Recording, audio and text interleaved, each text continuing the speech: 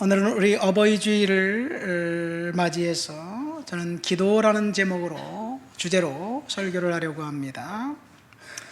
누구의 기도입니까? 부모님의 기도입니다. 성경에는 기도하면 대부분 기도하는 여성들의 이야기가 나와 있습니다. 그 예로 사무엘의 어머니 한나, 어머니는 그 기도하는 어머니의 모델링으로 저와 여러분들에게 각인되어 있습니다. 그 어머니가 기도함으로 아들을 낳았고, 그렇게 낳은 아들, 기도를 통해서 낳은 아들 사무엘을 통해서 이스라엘의 역사가 획기적으로 바뀌고, 그리고 이스라엘이 이제 사사시대를 끝내고 왕정시대를 시작하고 선지자 시대를 열어갑니다. 위대한 어머니의 기도하는 어머니의 그 기도의 무릎 때문에 사무엘은 하나님 앞에 크게 쓰임받습니다. 한나가 기도한 이유는 상황이 절망적이었기 때문에 그렇습니다. 상황이 안 좋고 낙심된 상황이 있을 때 기도로 승화시켰고 믿음으로 하나님 앞에 나갔습니다. 그래서 기도는 절망당한 자의 유일한 옵션이 됩니다. 그런데 오늘은 기도하는 남성에 대한 이야기를 하려고 합니다. 작년 어버이 주일은 기도하는 여성 한나의 이야기를 했고, 올해는 기도했던 남성 이제 다니엘의 이야기를 통해서 기도하는 아버지의 모델링, 기도하는 부모님의 모델링을 우리가 잡아갔으면 좋겠다, 이런 생각을 하면서 설교를 준비합니다. 사실 다니엘은 불행한 어린 시절을 보냈습니다. 왜 그가 불행했느냐? 부모 세대가 잘못했기 때문에, 부모 세대의 제약 때문에 자녀 세대가 고통을 당했고 불행을 당했습니다. 어버이 주일을 맞이하여 부모 세대인 저와 여러분들이 자녀 세대에게 어떤 존재로 있어야 되는지, 현재 우리 사회 부모 세대는 자녀 세대에게 어떻게 삶의 모범을 보여줘야 되는지, 그것을 잠시 얘기하려고 합니다. 어쩌면 부모 세대인 우리가 우리 다음 세대인 자녀들에게 잔뜩 짐을 짊어지고, 그리고 빚만 잔뜩 남겨놓고 떠나가는 그런 세대인 것 같아서 안타깝습니다. 소년 다니엘은 부모 세대가 저지른 죄악 때문에 머나먼 이국 땅에 포로가 되어 끌려갔습니다. 다니엘서 1장 1절에 보면 유다왕 여호야김 3년에 라는 말이 나옵니다. 느부갓네살이 예루살렘을 침공해서 이제 그 유다에 있는, 예루살렘에 있는 이 귀족의 자녀들을 볼모로 잡아갑니다. 예루살렘 성전에 있는 성전 기구들을 이제 탈취해가고 빼앗아갑니다. 이때 15살 정도 됐던 나이의 어린 소년 다니엘은 이 포로로 끌려갔습니다. 이것이 유다가 멸망하기 19년 전의 일입니다. 그리고 그때 고국 땅에서 포로가 되어 이방 땅에 끌려가고 잡혀갔던 그 아이는 90살이 넘도록 생존했는데 그가 살아생전 한 번도 고국 땅을 밟지 못했습니다. 그가 살아있는 동안 바벨론, 메데, 바사라는 삼국이 통치하면서 정치적인 혼란기를 살아가고 있었는데, 그 상황 속에서 다니엘은 역량 있는 지도자로 살아남을 수 있었습니다. 어떻게 절박한 환경에도 불구하고 역량 있는 지도자로 살아남을 수 있었을까? 그 기초는 기도에 있었습니다. 아까 제가 다니엘이 이 부모 세대의 잘못 때문에 고난을 당했다고 이야기했죠. 바벨론에 끌려갈 때 귀족의 자녀였기 때문에 특별 대우를 받으면서 끌려간 것이 아니었습니다. 최고급 마차에 태워서 대우받으면서 끌고 간 게 아니에요. 1000km가 넘는 그 먼 거리를 쇠사슬에 묶인 채 채찍에 맞아가면서 걸어서 몇 달을 걸쳐서 끌려갔습니다. 이들의 불행은 부모가 자초한 거예요. 날 때부터 그 나라는 풍전등화와 같은 위기 가운데 있었는데, 더 안타까운 것은 그런 위기 상황 속에 유다의 멸망의 그림자가 두려워져 있었지만 국가를 이끌어가는 기성세대들은 그 상황을 적극적으로 탈피할 의지조차 없었습니다. 위기의 상황에 따라서 이리저리 아부하면서 권력의 향방에 따라서 왔다 갔다 했습니다. 어제 제가 그저께군요, 그 어느 단체 기도하는 그곳에서 설교를 하고 왔어요. 정말 대한민국을 생각하면 다니엘이 포로로 잡혀갔을 그때 그 상황하고 흡사한 것 같습니다. 아까 다니엘 1장 1절에 보면 여호야김 3년이라는 그 시대적 배경을 이야기해 주고 있습니다. 이 여호야김 3년, 그때가 언제냐? 그의 아버지가 요시야라는 임금님이에요. 8살에 왕이 되었고 31년간을 통치했는데 아주 훌륭한 왕이었습니다. 하나님의 말씀 앞에 돌아서려고 열심히 노력했어요. 8살에 왕이 됐으니까 그가 통치하는 기간 그가 정치를 했겠어요? 그의 그 외삼촌, 고모부 hil기야라는 대제사장이 협정을 하면서 믿음을 회복하려고 했는데, hil기야가 죽고 이제 그 왕이 나이를 먹어가면서 교만해졌습니다.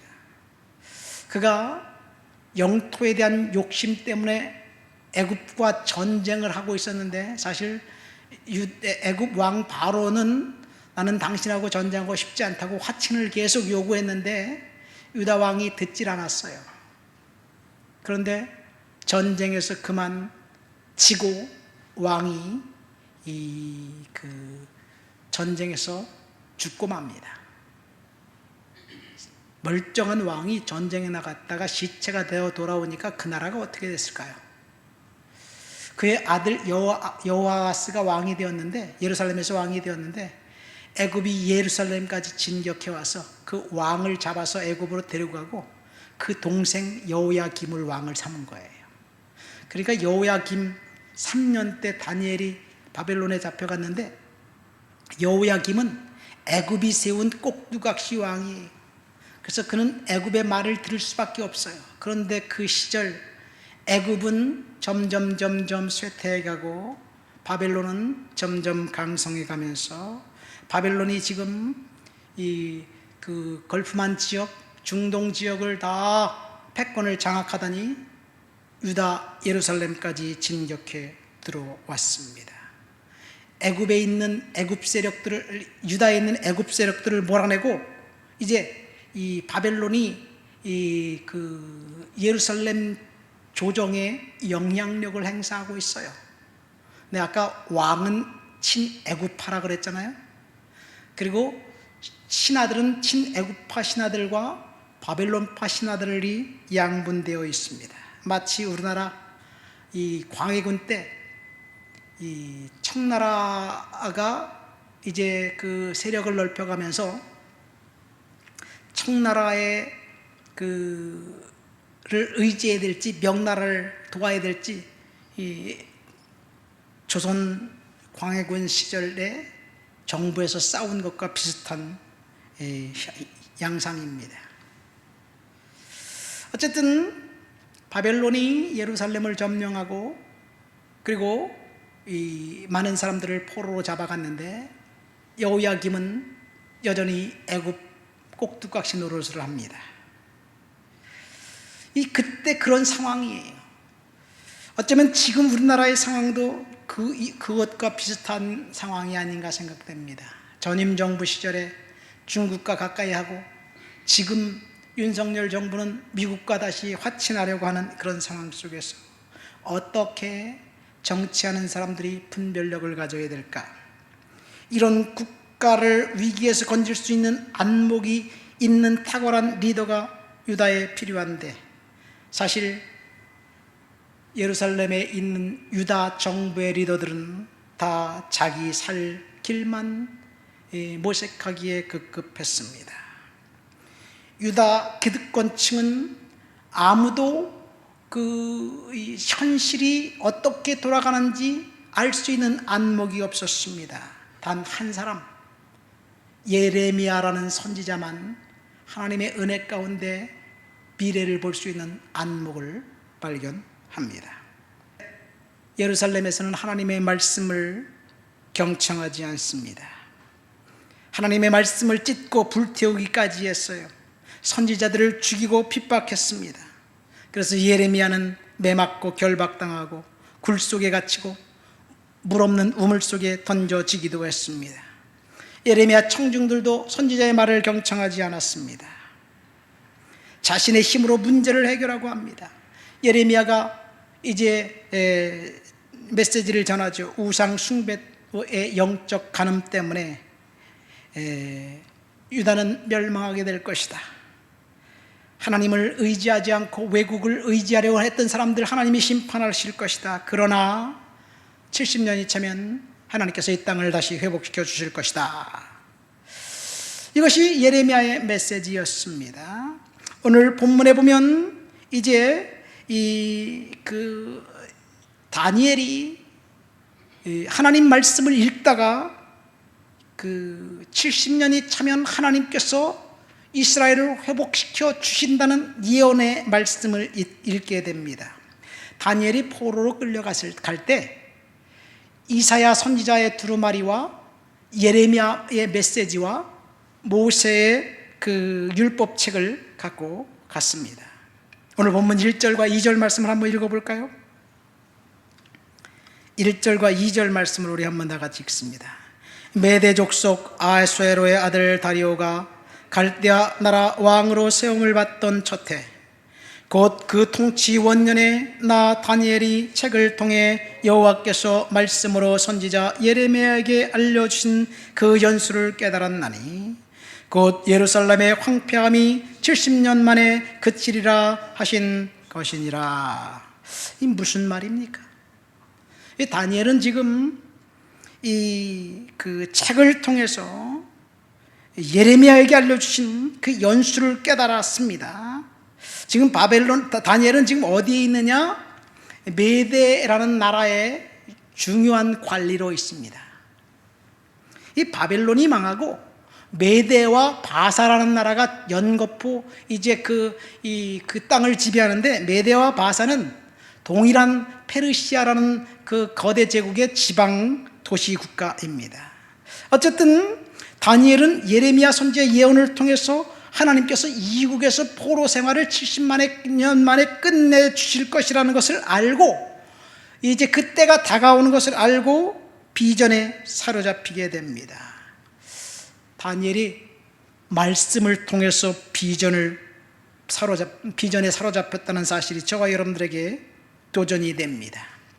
우리 인생의 지침이 되는 것은 그 어떤 다른 것도 아니고 하나님의 말씀이 되어야 될 줄 믿습니다. 다니엘은 하나님의 말씀을 읽다가 하나님의 뜻과 섭리를 발견했습니다. 지금도 하나님께서는 말씀 속에서 역사하고 계십니다. 그래서 우리는 말씀 속에서 살아계신 주님을 만나야 될 줄을 믿습니다. 다니엘은 말씀을 읽다가 시대를 분별하는 지혜를 얻었습니다. 다니엘은 하나님께서 예언하신 예언의 성취를 인간을 도구로 사용하신다는 것을 알고 하나님 앞에 복종하고 기도하기로 결단합니다. 다니엘처럼 우리가 하나님 말씀 앞에 복종하고 기도할 때 저와 여러분들에게 새로운 놀라운 은혜를 하나님께서 허락해 주실 줄 믿습니다. 다니엘이 말씀 앞에 어떻게 복종했나요? 3절부터 6절까지의 말씀을 보겠습니다. 본문 3절부터 6절입니다. 내가 금식하며 베옷을 입고 재를 덮어 쓰고 주 하나님께 기도하며 간구하기를 결심하고 내 하나님 여호와께 기도하며 자복하여 이르시기를 크시고 두려워할 주 하나님, 주를 사랑하고 주의 계명을 지키는 자를 위하여 언약을 지키시고 그에게 인자를 베푸시는 이시여, 우리는 이미 범죄하여 패역하며 행악하며 반역하여 주의 법도와 규례를 떠났사오며, 또 우리가 또 주의 종 선지자들이 주의 이름으로 우리의 왕들과 우리의 고관과 조상들과 온 국민에게 말씀한 것을 듣지 아니하였나이다. 여기 보면 다니엘은 한마디로 말해서 백성들의 죄를 고백하고 금식하고 기도하고 간구하기를 시작한 거예요. 중요한 것은 하나님의 말씀을 읽다가 시대를 분별하고 그 시대가 이제 하나님께서 회복하실 시대라는 것을 깨닫고 먼저 회개하고 금식하고 기도했습니다. 부모 세대인 우리가 자녀 세대에게 축복을 전수하기 위해서 할 일은, 가장 먼저 할 일은 하나님 말씀 앞에 복종하는 거예요. 두 번째는 회개하고 금식하고 기도하는 것뿐입니다. 그래야 이 땅에 비전이 있고 이 땅에 소망이 있고 이 땅에 희망이 있습니다. 지금 우리나라 교육이, 우리 이진주 선생님 학교에서 선생님으로 계시지만 인권이란 미명하에 아름다운 가치와 전통, 우리나라의 전통들이 지금 사라져가고 있어요. 아내가 그 보육원에서 아이들을 좀 뭔 좀 하려고 그러면 인권이라는 것 때문에 아이들이 저항을 해요. 어떻게 할 수가 없어요. 예를 들어서 여러분, 가부장 제도가 고리타분하고 나쁜 전통인가요? 척결해야 될 대상인가요? 물론 가부장 제도가 그 역기능이 굉장히 많기는 많습니다. 시대에 역행하는 것도 사실입니다. 그러나 순기능이 전혀 없을까요? 가정에서 분명히 아버지 역할과 어머니 역할이 구분되어 있습니다. 아버지 역할을 가부장 제도라는 굴레를 씌워서 파괴한다면 그 가정이 온전할까요? 양심과 종교의 자유라는 항목 때문에 아이들과 학생들에게 전도할 수 있는 길이 원천적으로 봉쇄되었습니다. 학교나 보육원, 이제 목사님들과 교회에서 세운 학교, 그 다음에 보육원, 그 아이들을 하나님 말씀으로 키우기 위해서 그런 교육기관을 만들었는데 설립자의 설립 이념도 따를 수 없도록 만들어 버렸습니다. 그 사이 우리 아이들의 영혼은 갈등하고 있습니다. 학생 인권 조례라는 것이 각 지도마다 있습니다. 이 성적 지향 차별금지, 정체성 차별금지라는 말이 있어요. 한마디로 말해서 이 교사가 학생에게 성별은 남성과 여성뿐이야, 성별은 날 때부터 태어난 남성과 여성 성별은 바꿀 수가 없어 라고 가르치면요, 이 혐오 표현이 된대요. 교과서 20군데에 국어, 심지어 수학까지 이런 그 문구들이 들어있다고 합니다. 왜곡된 가치관으로 지금 아이들이 성장하고 있어요. 불과 20년 사이에 좌편향으로 아이들이 되어가고 있습니다. 학교에서 지난번에 기도회 갔다가 처음으로 들은 이야기예요. 정상가족 이데올로기라는 말이 있대요. 정상가족 이데올로기. 이 정상가족 이데올로기란 뭐냐? 정상가족이란 뭐예요? 한 남자와 한 여자가 만나서 결혼함으로 구성한 것이 정상가족이에요. 근데 그 정상가족 이데올로기라고 해서 가족의 형태가 여러 다양한 형태가 있다고 아이들에게 가르치는 거예요. 예를 들어서 이혼가정, 편모 편부가정, 조손가정, 그 다음에 동성가정, 비혼가정. LG라는 기업에서요, 결혼 안 하기로 선언하면 결혼한 사람에 준하는 이 복지 혜택을 다 주는 거예요. 부주금도 주고요, 휴가도 주고요, 다 줘요. 그러나 그것을 철회하라고 결혼하겠다 하면 토해내야 된다 하지만, 비혼 가족도 하나의 가족의 형태라고 이야기하면서 정상가족 이데올로기, 정상가족은 해체해야 될 그런 나쁜 제도다라는 것을 은연중에 아이들에게 가르치는 거예요. 성소수자의 권리를 박탈하고자 하는 주장이 아닙니다. 그런데 어느 순간 우리의 자녀들이 성소수자가 되어 있다면 누구의 책임인가요? 어느 순간 우리의 자녀들이 나 결혼 안 할래요. 그래, 네 결정이니까 존중해 준다 이렇게 얘기하지만 나 동성 결혼을 할래요 이렇게 커밍아웃 한다면 어떻게 될까요? 우리나라 출산율이 낮아서 이 상태로 100년을 지나가면 대한민국이 지구상에서 사라진다는 보도를 접하지 않아요? 이 모든 것이 부모 세대의 잘못으로 자녀 세대에게 저항과 저주를 고스란히 뒤집어 쓰게 하고 있는 거예요. 여러분, 부모들이 결혼한 젊은 청년들이 아이를 낳지 않아요. 왜냐하면 힘들기 때문에. 아이들 키우느냐고 힘들고, 아이들 돌보느냐고 힘들고, 교육하느냐고 힘들고. 제가 언젠가 말씀드린 우리 교회가 조금 역량이 된다면 젊은 청년들, 너희들 아이 많이 낳아라, 교회에서 키워줄게, 그렇게 하고 싶은데 성도들이 저하고 같이 그 비전을 공유하고 같이 이 사역을 할 수 있으면 사람들이 좋겠는데, 젊은 그 가정, 젊은 부부가 왜 아이를 낳고 싶지 않겠어요? 환경이 안 되니까.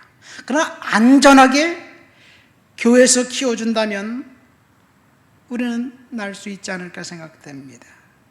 어쨌든 지금 이 나라는 부모 세대가 다음 세대를 위해서 성경적 가치관으로 아이를 가르치지 않는다면 소망이 없어요. 아까 어린 소년 다니엘이 이제 그 포로가 되어서 그 바벨론의 먼 타국으로 끌려갔는데 그 이유는 그 세대의 잘못이 아니라 부모 세대가 잘못했기 때문에 그래요. 부모 세대가 하나님의 말씀을 멸시하고 부모 세대가 하나님을 거부했기 때문에 저주가 그 땅에 찾아왔고, 그 저주는 고스란히 자녀 세대가 감당하게 됐습니다. 부모 세대인 우리가 우리의 자녀들을 위해서 기도의 자리에 있어야만 이 땅에 소망이 생기고, 부모 세대인 우리가 우리의 자녀들에게 믿음으로 말씀으로 비전을 보여주어야만 소망이 생깁니다. 이 다니엘은 어린 시절 소년 시대에 부모 세대로부터 저주를 물려받았어요. 그래서 그 아버지 부모 세대가 된 다니엘은 나는 내 자녀들에게 이 저주를 물려주지 않겠다 라고 생각하면서 말씀 앞에 무릎 꿇었습니다. 오늘 본문 말씀을 읽다가, 두루마리 책을 읽다가 하나님의 비전을 발견한 거에 70년이 차면 이제 이 땅 백성들을 회복시켜 주신다는 그런 그 메시지를 생각하면서, 예언을 생각하면서 하나님 앞에 회개하고 기도합니다. 자녀 세대를 하나님 말씀 가운데 키우기 위해서 다니엘이 무엇을 했어요? 좀 엉뚱한 도발적인 기발한 기도를 시작했습니다. 그 기도가 뭐예요? 예루살렘 쪽을 향한 창문을 열어놓고 하루에 3번씩 위에서 기도한 거예요. 다니엘이 무엇을 위해서 기도했을까요? 그가 지금 성공적인 인생을 살아가고 있어요. 그는 그 관리, 가장 높은 관리, 정치적인 리더십을 갖고 있는 사람이 여기서 더 자기를 위해서 축복해달라고 기도했을까요? 다니엘의 기도 제목은 딱 한 가지. 내가 이 외국 땅에서, 이방 땅에서 살고 있는데 내 자녀들, 내 후손들만큼은 하나님 말씀 가운데서 회복된 인생을 살아가야 되겠다. 자녀들을 위한 기도를 다니엘은 하고 있는 거예요. 다니엘이 기도했기 때문에 하나님께서 이제 역사를 출렁시키고, 하나님께서 다니엘의 기도를 통해서 역사를 바꾸고 있습니다. 여러분, 우리가 기도해야 될 그 시간에 기도하지 않는다면 아무 일도 일어나지 않는 것이 아니라 우리가 기도하지 않았기 때문에 저주가 고착화되는 거예요. 에스겔 22장에 보면 이런 내용이 나와 있습니다. 에스겔 22장 30절 31절 말씀을 제가 읽어드릴게요. 이 땅을 위하여 성을 쌓으며 성문에 무너진 데를 막아소서. 나로 멸하지 못하게 할 사람이 내가 그 가운데서 찾다가 얻지 못한 고로 내가 내 분으로 그 위에 쏟으며 내 진노의 불로 멸하며 그 행위대로 그 머리에 보응하였느니라. 나 주 여호와의 말이니라. 이 말이 무슨 말씀입니까? 하나님께서 지금 에스겔을 통해서 심판을 지금 작정하고 있어요. 만일 의로운 사람이 나타나서 하나님 앞에 회개하고 기도하면 하나님이 내가 계획했던 심판을 멈추겠다, 자비를 베풀어 주겠다, 그렇고 기도하는 사람이 있나 찾아보고 기다리고 있었더니 아무도 기도하는 사람이 없었어요. 그래서 하나님의 심판이 그 성에 임했다는 이야기입니다. 지금 어쩌면 이 땅이 하나님께서 심판하시는 그런 작정 가운데 있을 수도 있습니다. 그래서 우리는 하나님 앞에 기도해야 될 줄 믿습니다. 우리의 다음 세대들을 위해서 기도하고 국가 민족을 위해서 기도하면 하나님께서 분명히 들으시고 응답하시고 회복시켜 주실 거예요.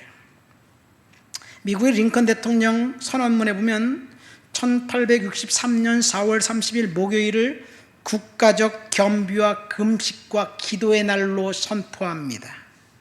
이 대통령, 링컨 대통령이 남북전쟁의 와중에서 국가적 겸비와 금식의 날, 기도의 날을 선포하면서 상원과 하원에게 허락을 받아요.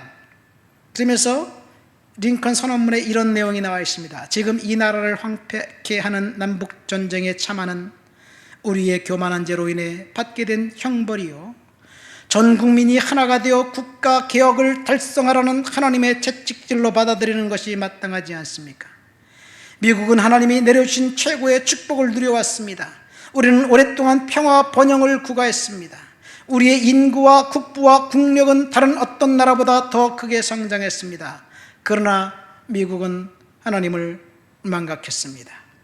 그러므로 이제 상원의 요청에 따라 그리고 상원의 견해와 완전히 동의하여 나는 이 선언문을 통해 1863년 4월 30일 목요일을 국가적 겸비와 금식과 기도의 날로 지정합니다. 그리고 나는 모든 국민들이 정상시에 세속적 업무를 중단하고 한 마음이 되어 예배당과 각자의 집에서 이 날을 하나님 앞에 거룩한 날로 지키며 이 엄숙한 날에 적합한 종교적 의무를 겸손하게 수행하는 일에 헌신할 것을 요청합니다. 이후 남북전쟁은 북군의 승리로 끝났고 노예는 해방되었습니다.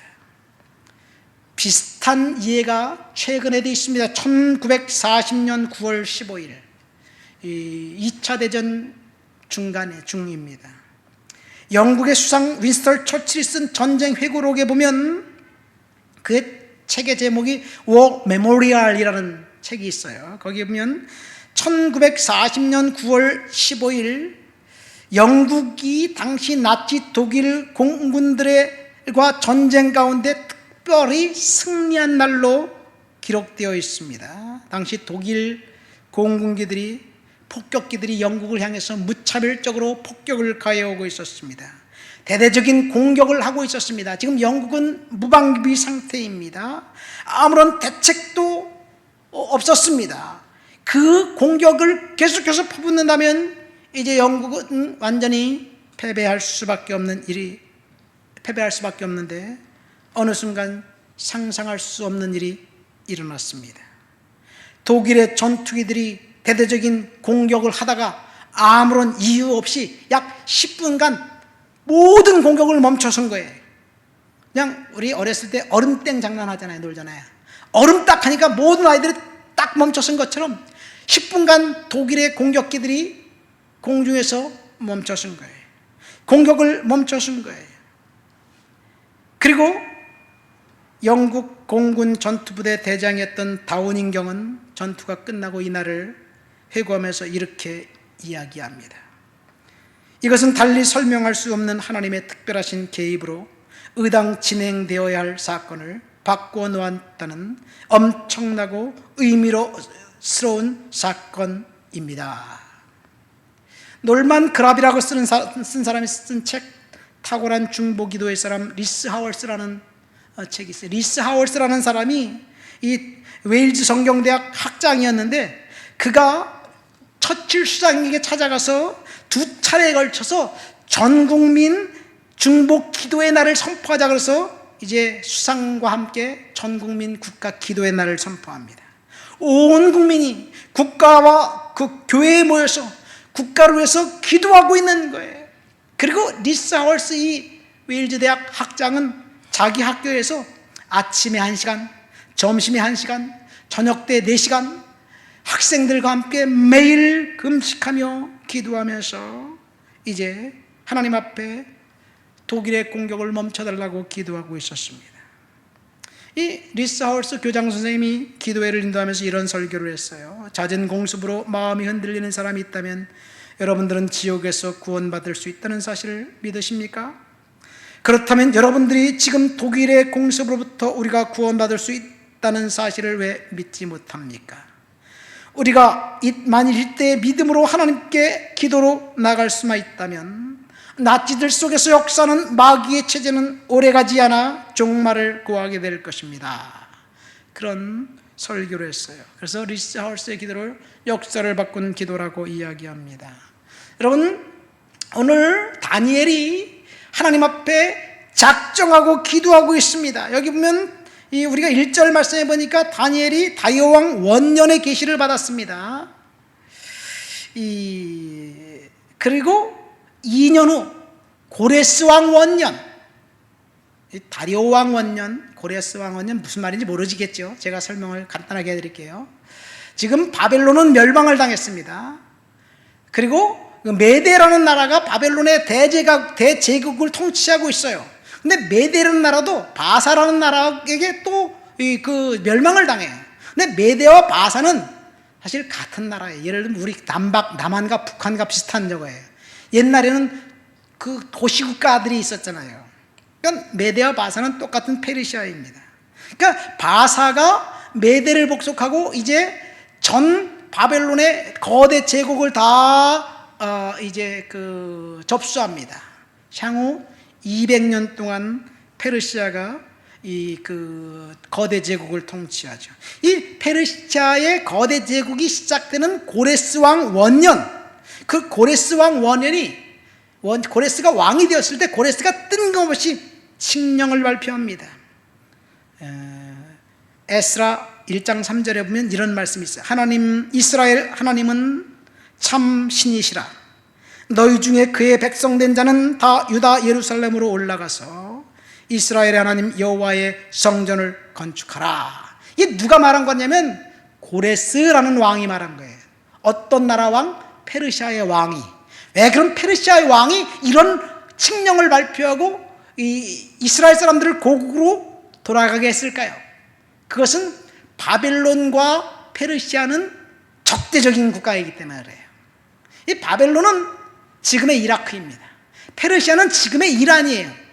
이라크가 똥 싸놓은 거를 페르시아가 등극하면서 우리는 이라크와 다른 아주 그 관용이 있는 그런 민족이다 라고 하면서 유대인들을 귀환시킵니다.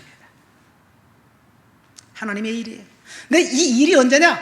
다니엘이 기도하기 시작한 지 딱 2년 후에 일어난 일입니다.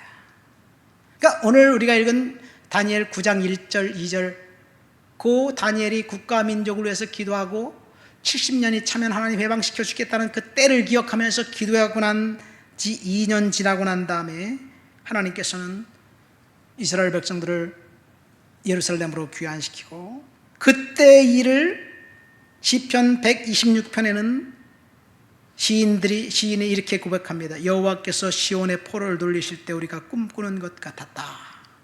하나님께서 꿈꾸는 것처럼 포로에서 백성들을 귀환시켜 주셨습니다. 이것은 다니엘의 기도의 사역에서부터 출발합니다. 말씀을 맺습니다. 오늘 저는 다니엘의 기도, 부모의 기도라는 제목으로 설교를 했습니다. 다니엘이 예레미야의 예언을 읽고 기도를 결단한 후 하나님께서 역사를 바꾸시기로 결정하셨어요.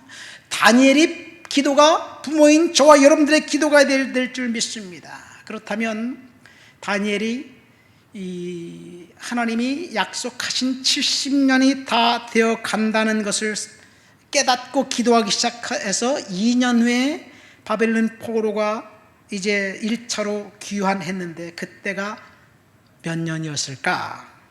횟수를 따져보니까요, 다니엘이 이 1차로 포로에서 잡혀간 그때로부터 계산하면 67년, 70년이 아니에요. 유다가 멸망하고 난 다음에 다니엘이 멸망하기 19년 전에 그 포로로 잡혀갔다 그랬잖아요. 그러니까 48년 만에, 유다가 멸망한 지, 예루살렘 멸망한 지 48년 만에 하나님께서 이스라엘 백성들을 귀환시킨 거예요. 그러니까 하나님의 계획을 기도했던 다니엘과 다니엘의 세 친구, 기도의 사람들을 통해서 하나님의 계획도 앞당겨 주신 거예요.